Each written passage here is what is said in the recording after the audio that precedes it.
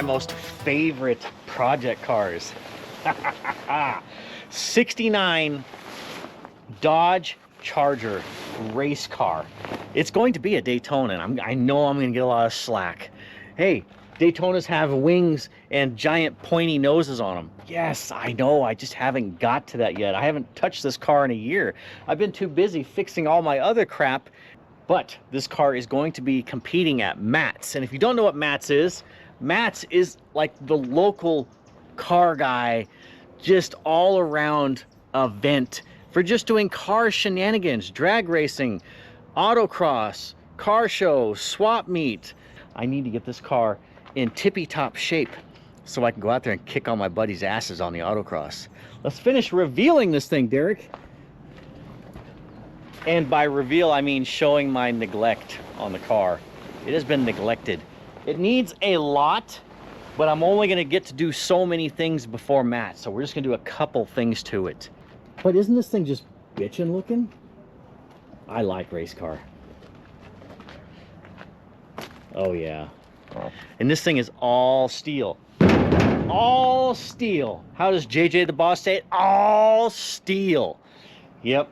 So this is Chris Birdsong the Boss. All steel, buddy. Let's pop the hood, because what I need to do, go ahead and pop. There we go. Can you go ahead and pop that for me, Derek? Race car hood supports. Got those from my buddy's old Craftsman truck deal. Look, we even got original petty kit car exhaust system. Like, this thing is full blown racing car. We got the side pipes, twice side pipes. Awesomeness. Well, part of taking some weight out of this thing is removing the iron intake manifold. I've got an aluminum intake manifold I want to put on here, and along with taking the intake manifold off and fixing rev limiter issues, that is not a rev limiter distributor. I have an MSD distributor and ignition box I want to put on this thing so I can have a soft touch rev limiter on this car, because it currently does not have any kind of rev limiting devices besides the valve springs, which is ungood. You don't want to do that. And this car here is one of those cars where you just bury the throttle and let the thing eat. Yeah, it's full of shit right now. Full of leaves and maybe even some kitty poops. So who do I have that can take care of cleaning that kind of stuff out? I see Derek is kind of smirking. Are you volunteering for the job, Derek? Let's go ahead and fire this thing up one last time with the iron intake manifold on it and give the peoples the noise. All right, race car engage.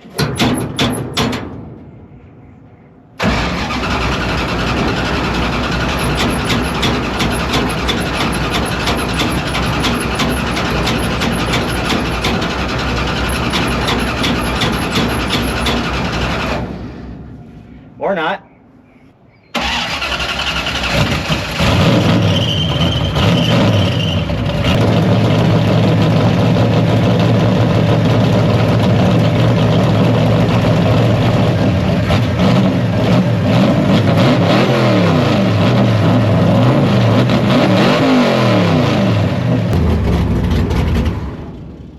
I love how this thing sounds. It just it's so freaking ear piercing though, man. It, like, when you rev it up, it just is like pounding your eardrums. It's awesome.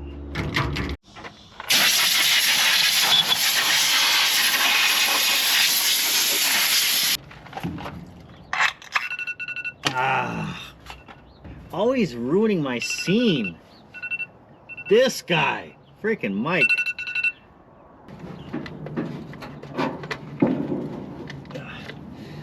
Man, these hood supports are pretty nifty, but they kind of get in the way all the time. I am not going to get rid of them though. I will, however, get rid of the cap and the wires. Use this distributor in something else at least. At least I know it works good.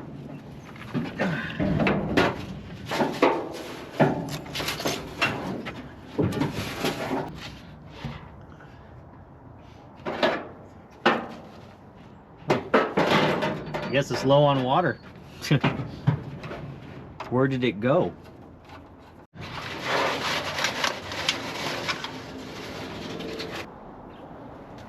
Ugh.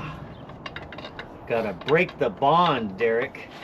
Get this iron intake manifold off here.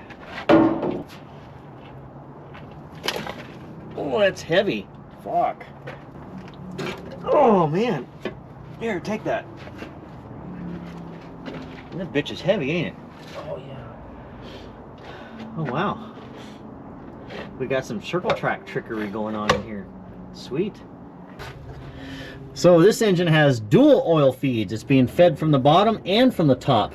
So the oil comes in from the remote filter up here, back into the back of the block, through to the front, and so it looks like it's feeding the lifter galley, which also spreads throughout the motor. We've got a splash tray here to prevent oil from falling on top of the camshaft there, and which then splashes all over the crankshaft. And then this is our oil bypass, so that way instead of the oil having to come all the way through, do a loop, and then come back in, well, now the oil can come through here and go bloop bloop and feed the backside. Got some cool speed secrets.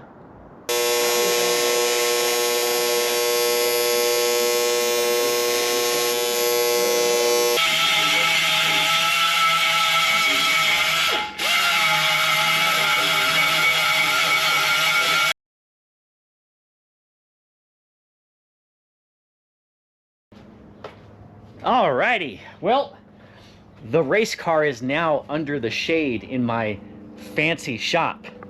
We are having record heats this week. It's going to be over 100 degrees, and it's spring, I think. Yeah, it is March. What is today? 17th? Yeah. March 17th. It's going to be 100 degrees. So we don't want to work in the sun. We're going to work in the shade. And I've got a list. I made a list on priority things, and well, one of the big ones was the factory iron intake manifold on this thing. Weighed 51.5 pounds. How much did it weigh, Derek? 51.5. 51.5 pounds. That is like just almost a third of me. And so we're swapping that out for an aluminum one, and I ported it, and we're going to put it on here. And because this was an all iron engine, iron heads, iron block, iron intake manifold, and a zinc carburetor. So I might end up putting an aluminum carburetor to go with my aluminum intake manifold. Next is brake bias, which this is kind of a must. This car would wheel hop pretty bad hard on the brake pedal on corner entry because there's no brake bias in the thing right now. We literally, for people that don't know, we literally cobbled this car together super duper ooper fast to go try and make Irwindale's last race. And we made it there, and we made it on the racetrack, only for the stupid Taiwanese fuel pump to take a shit right before the green flag.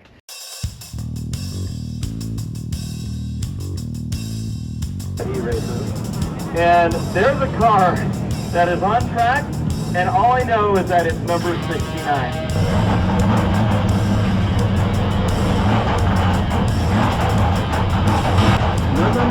No.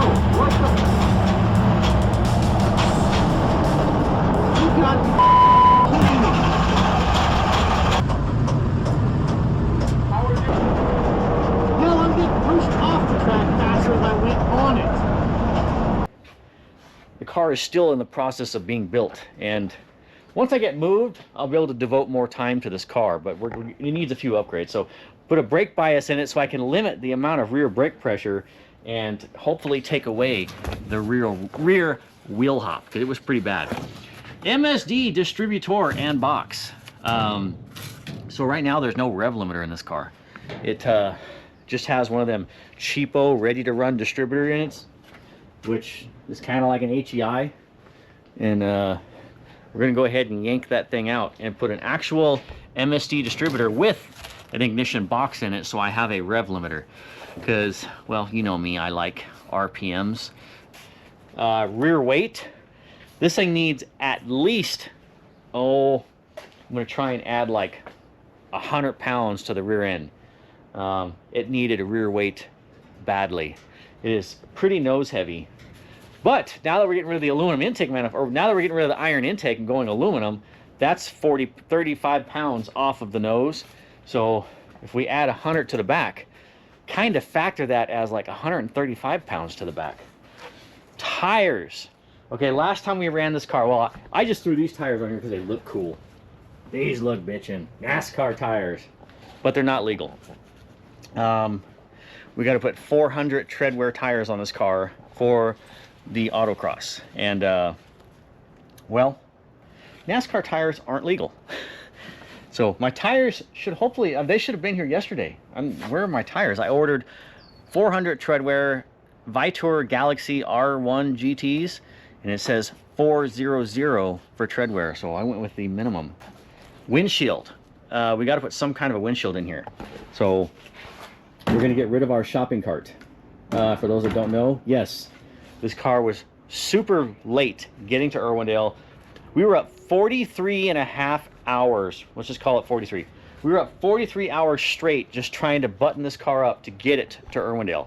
And, well, we got to California and, well, we didn't have a windshield. So en route, we stopped at Home Depot and borrowed some shopping cart material and made some kind of windscreen for this thing. These are the main objectives because I don't think we're going to have a whole lot of time to do anything else, or it might not even get to all of this.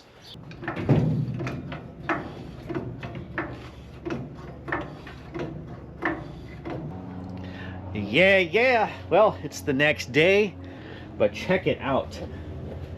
This intake manifold was a lot of work. I even welded up the side because this was a spread bore carburetor, or this was a spread bore intake.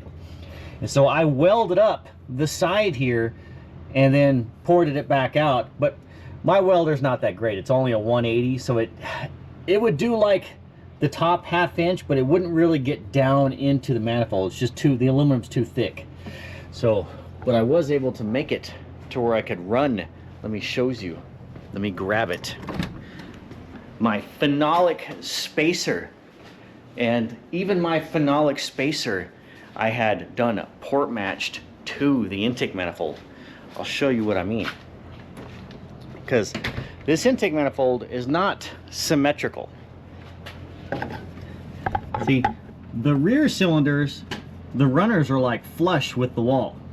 The front cylinders, the runners are actually kind of down in there.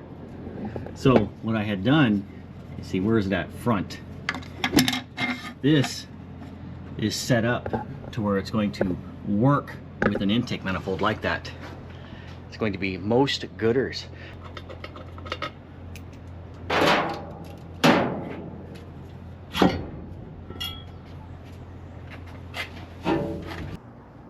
Poof, and like magic, it's dark outside. A lot of time has gone by. Did some family things and also did some porting things. Yeah, I dropped the runners. Or actually, I raised the roof of the runners by about, almost an 1/8 inch. This is actually, I believe, to be a 318 manifold because it's pretty skinny and it wasn't really tall. Now, this engine's going to come all back apart here in the near future, so I didn't really want to spend a ton of time porting it. And these intake manifold gaskets was just something I had lying around. It wasn't the proper ones. That's why I've been having to trim it. I had to raise the roof on all the gasket.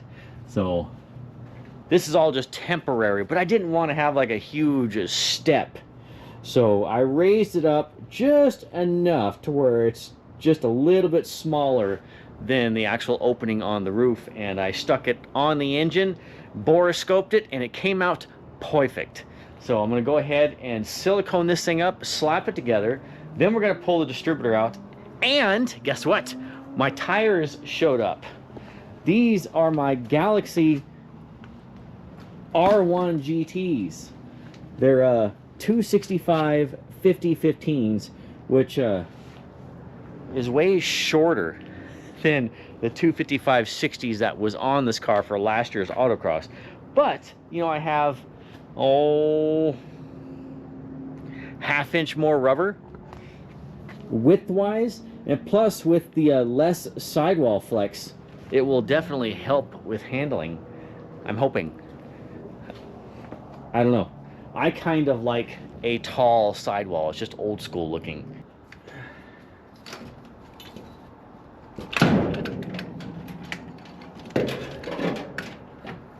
Out with the old ready to run setup. Getting ready to put my MSD Pro billet stuff in here. Well, I thought I had a distributor. It is kind of Titanic. Moisture has got in there at one point and festered. Well, I found a replacement. It is sitting right here in an engine that I currently don't own anymore. I sold this motor to Mike, but you know, Mike with the super beater, but since he's not here, he didn't really have any say, as in like, no, you can't take that. So I'm taking that.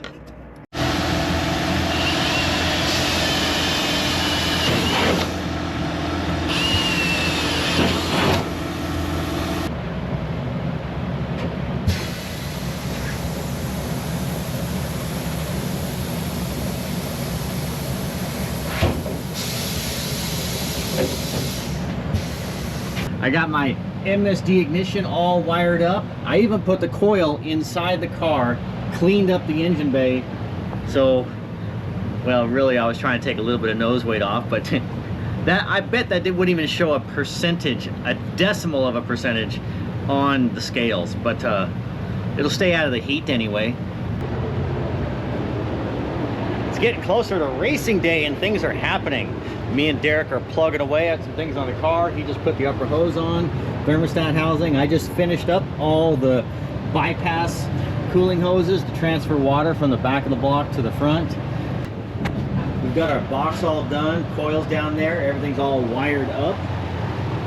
Things is happening.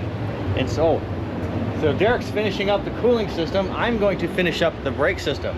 We got the hard line removed that went from, well, obviously the front to the back, and we're going to split it in the middle and put a brake bias. So I've got the brake bias over here. I'm going to go ahead and make a tiny little quick bracket and weld that to the frame, weld that to the roll cage actually. So super fancy, I know. Rectangle. Of course, I'll round the edges, give me a little bit of credit. And then after brake lines are done, oh, here's my lead, probably about 80 pounds. Need to make some weight trays to put under the car in the back so we get some rear weight in this thing. And then probably gonna have to start making a windshield here soon, because they're not gonna let me race. Well, I could race, but I can't take any passengers without some kind of protection, and the car needs a windshield.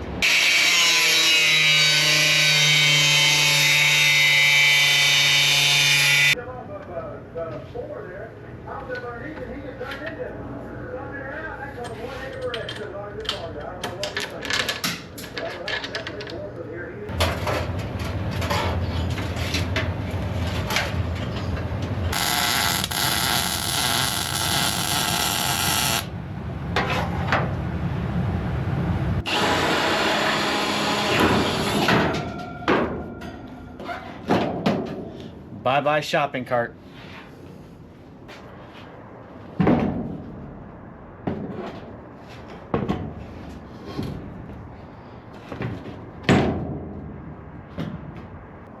Well, we're definitely going to have to make this windshield much bigger. I wanted to throw an original glass on here to see how much larger I need to make the Lexan piece to fill the gaps, because I'm going to be eliminating the gasket. There's a giant rubber seal that actually holds the factory glass in place, and without that, it needs to be much larger. I see. Look at the gap on top. There's still a gap on the bottom and the gap on the sides. So I'm gonna have to measure it up and see how much larger to cut this thing.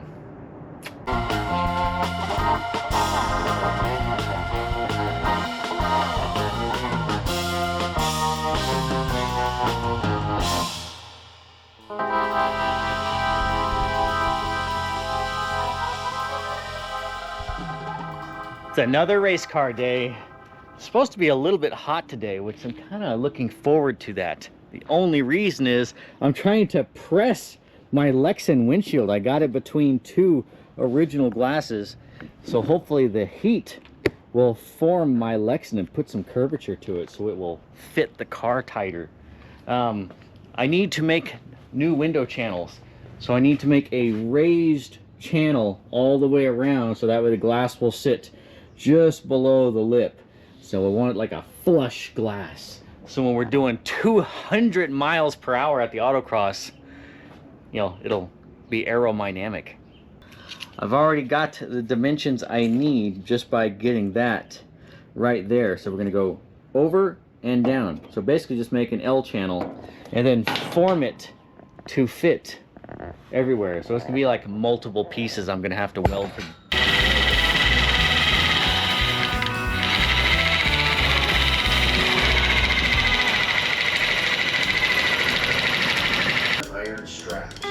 Supported by a hemlock trestle that caused lacquer wax in the crowd gathered. Adam later recalled that several onlookers warned him the trestle would collapse. He climbed into the cabin and looked for the work. Where it sits today, the performance of the future are two very different things. Now to take this L channel that I just made out of sheet metal and make it look like this one. I just finished this side, which this is a raised windshield channel, so it has contour at both directions. So it's all like 3D'd out, bro.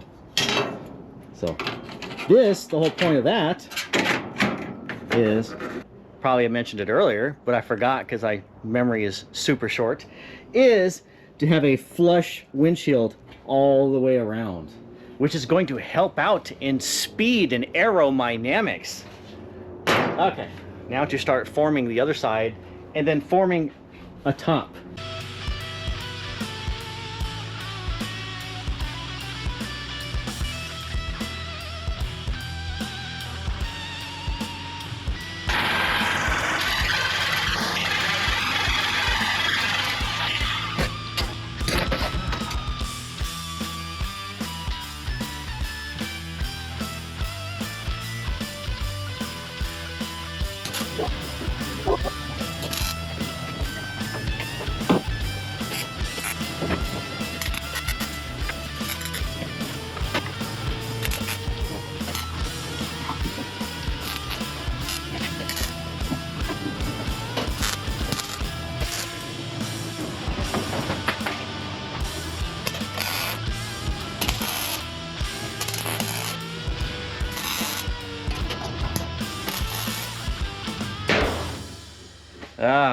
Lots of works on this windshield's been happening.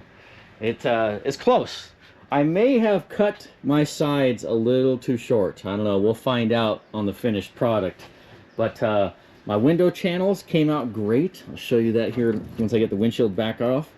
And it's pretty good. Now, am I gonna miss the chrome trim, the stainless trim that goes around the windshield? Yes, I'm gonna miss that. I may have to somehow find a way to incorporate that back into the car, but it's gonna be super lightweight. And I just got all my hardware this morning, so I've got my riv nuts. These will be riveted into my new window channel, and then I have all my countersunk hardware, which is going to hold my new windshield down. And that's where I'm at right now, is doing the final fitment, getting, like you see my Sharpie marker there, my final trimming to get the glass to sink in. So much work on a windshield, but it's gonna look cool.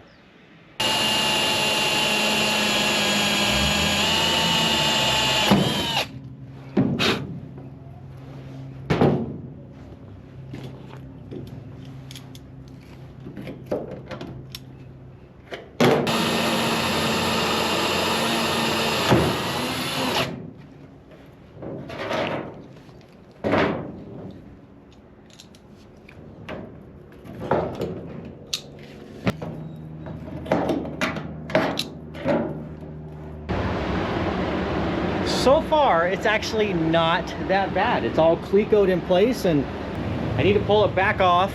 I need to pull all the clecos out. I need to countersunk the Lexan, and I need to drill out and install all the riv nuts, and then paint the windshield and bolt her back in. And it's going to look amazing. But it just like changed the whole look of the car. It like doesn't look like hillbilly race car too much anymore now that the shopping cart is gone. It actually looks like I'm building professional race car.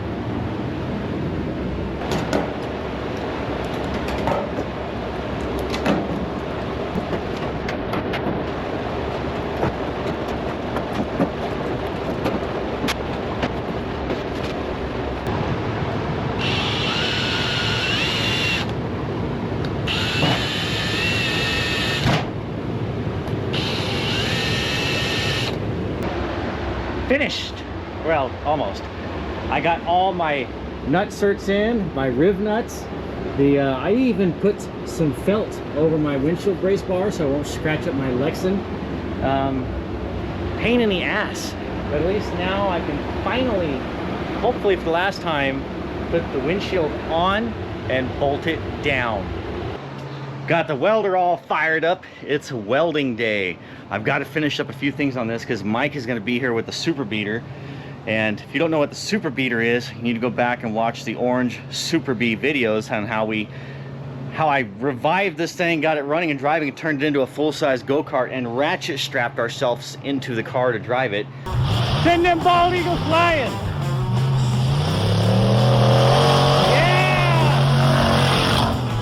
Oh shit!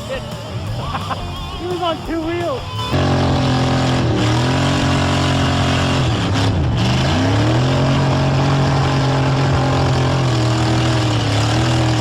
And then proceeded turning it into the Autocross beast that it is. It's a pretty cool car. But knowing Mike, it needs a lot of work.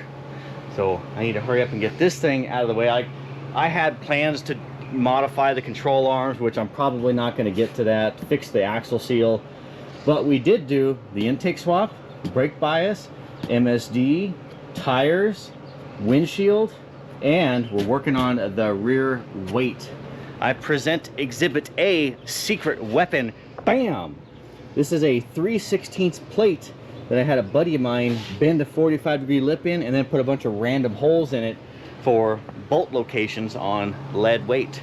Because I was looking under this car and I'm like, man, there's like just hardly anywhere to mount lead to, like safely, securely, and legal like for circle track. And I'm like, it'd be nice if there was just, you know, like a giant tray under the car so I could just bolt lead to, and then the tray itself would be weight as well. And I was like, wait, duh, why don't I just make a tray that spreads from rear frame rail to rear frame rail so then I can mount lead to, and it'll be ballast as low as you can get, and that will now be lead just as low as the frame rail, and I can place the lead where I want. So it's going to be a mucho beneficials.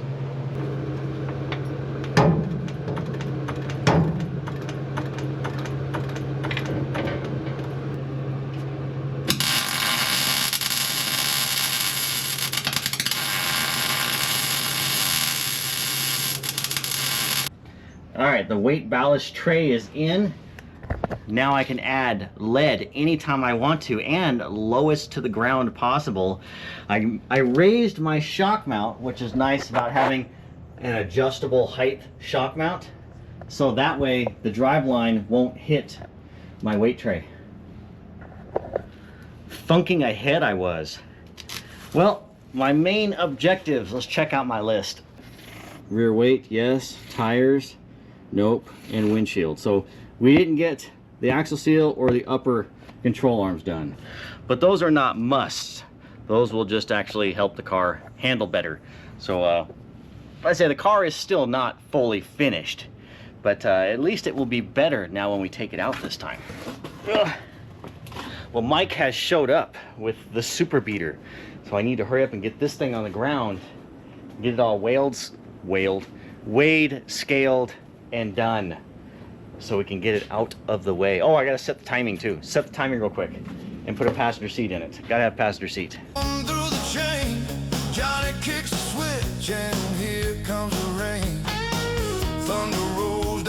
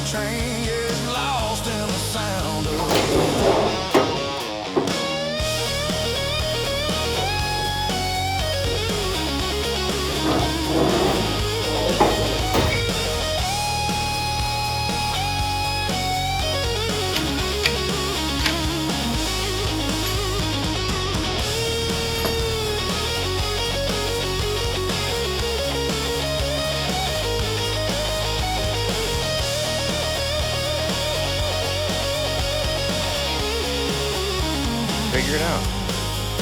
We've only got one day. It's a fuzzbox hurricane, tear the sky in two. Swamp wind screaming, nothing left to do. Riding that lightning, drowning the pain in a fuzzbox hurricane.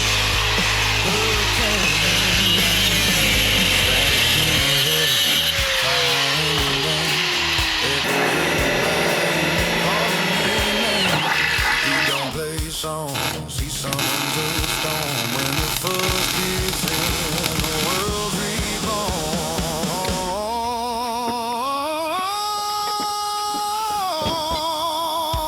Fuzzbox hurricane burning through the night, tall wave rising, cutting like a knife. When the storm is quiet, you can hear that chain.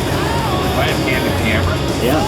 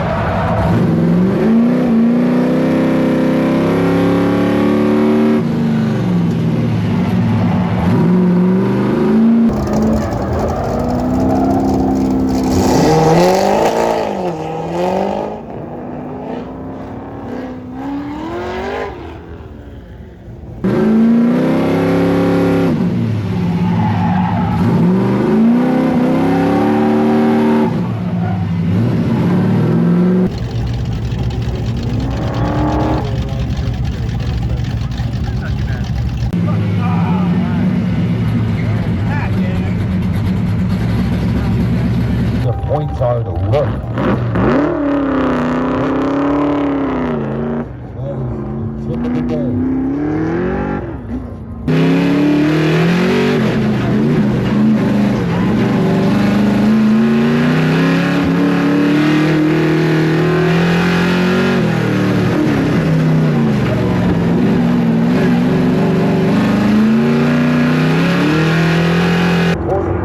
Are you going to swing out wide on it, or are you going to cut? Turn left. Tree? Are you going to be patient before you turn in? Are you going to work your way into the corner?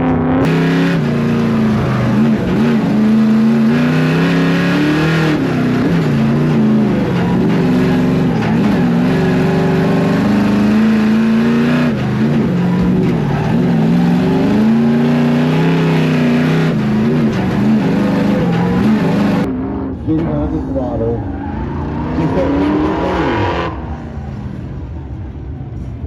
Look at Chris running some of his best times right now. No headlights. That is his best run so far. It was no good challenging.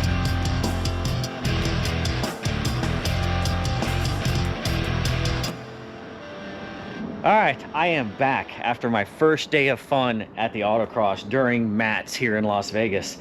And well, no secret, I am a terrible YouTuber. You know, when I go to a racing event with all my buddies and everything, it's just, you forget that, hey, we're supposed to record this stuff and you just want to have fun and be in the moment and with your friends and hanging out.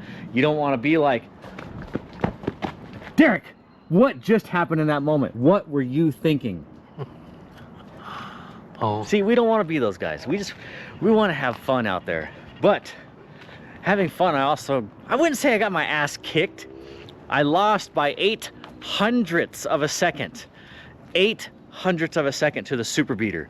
But the Super Beater, it's not really beater anymore. That car is pretty damn good. We lightened the nose up, put a locker in it.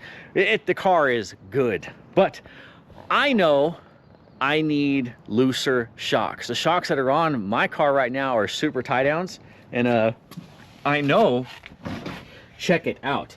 I've got some original Mopar auto cushions. These is what I was gonna put these on my 70 4-speed Charger. This is actually a lot of original parts that was on my car. These Mopar auto cushions, and these are like loosey-goosey non-gas charged shocks. So check it out. What is the date on this thing? These things are old, but they're going to be most gooders.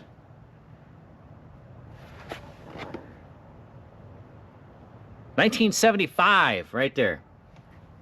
So we're gonna put some NOS 1975 Mopar auto cushion shocks on my car to help with forward drive, because the tie down shocks is not allowing the ass end to transfer, or not allowing weight to transfer to the back, so I can hammer down and give it the beans. Another thing, and you will remember this car. So yeah, the white 69 Charger that we pulled out of my buddy's yard in Utah. Well, my car needs a sway bar. I never had a chance to put a sway bar in. I never really had a chance to do a lot with my 69 Charger race car. But it's so loose, entry middle, that it needs a sway bar. And all I have right now is a stock sway bar. But you know what? A stock sway bar is better than no sway bar. So we're gonna steal the sway bar off of my 69 Charger and put it on my race car.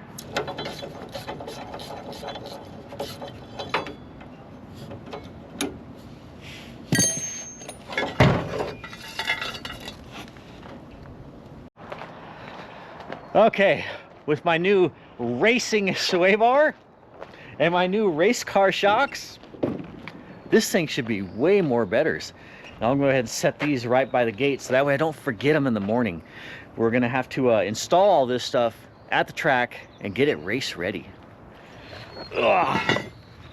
What do you think, Bolt? Is it gonna be faster, Bolt? Huh? Bolt, do these shocks pass the sniff test? No. Oh man, Bolt turned his back to these. This might not be any good.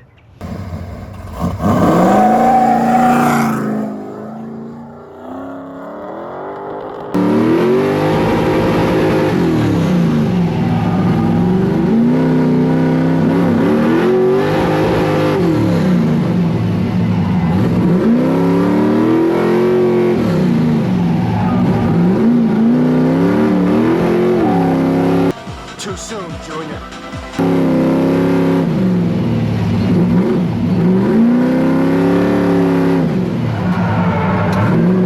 This car feels kind of slow to me.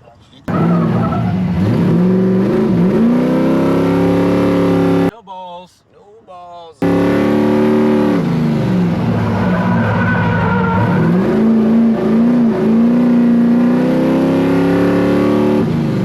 No balls. No balls.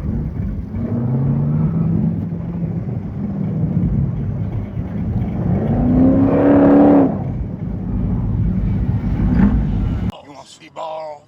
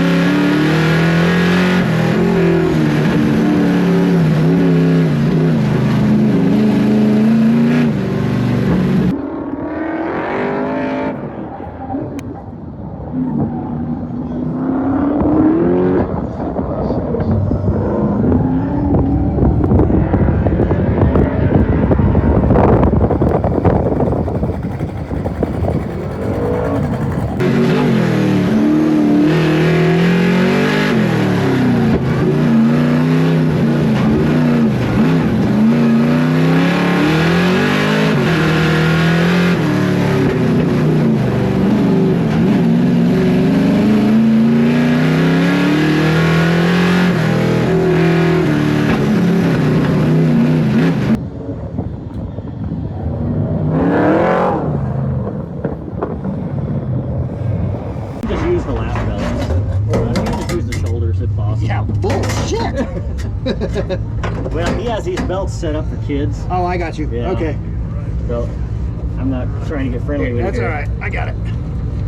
I totally understand. If it jumps out and bites you, it's not my fault. Should have been reasonably adjusted. There are a couple other people out here. Is the throttle still sticking, or did you get that? It's not sticking, it's just, What about the brakes? oh yeah, shit, the brakes, we didn't fix that. Oh, yeah. No, seriously, Fucking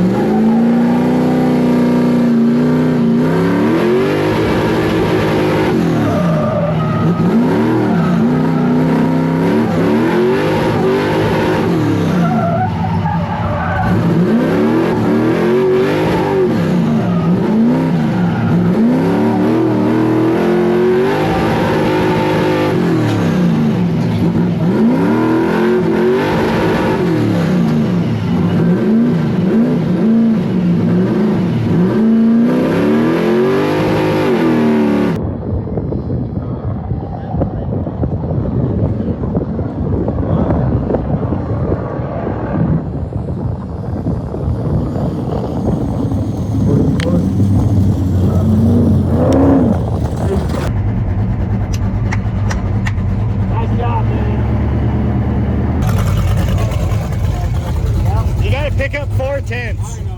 That's because I'm in here. Slow it down.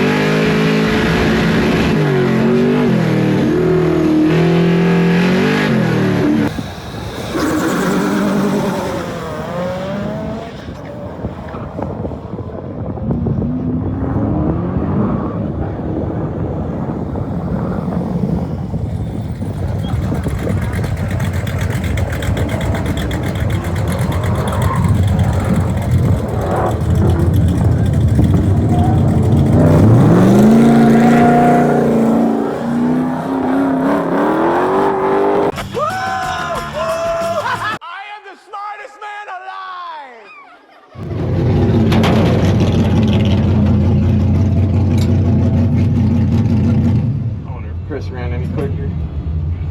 Well, you ran into some tires. Thanks, man. Yeah, that wasn't the best ride. No, that's awesome. Yeah, makes me want to find one that's in a field, drag it out and start doing some shit to it. Welcome to the drop zone, baby!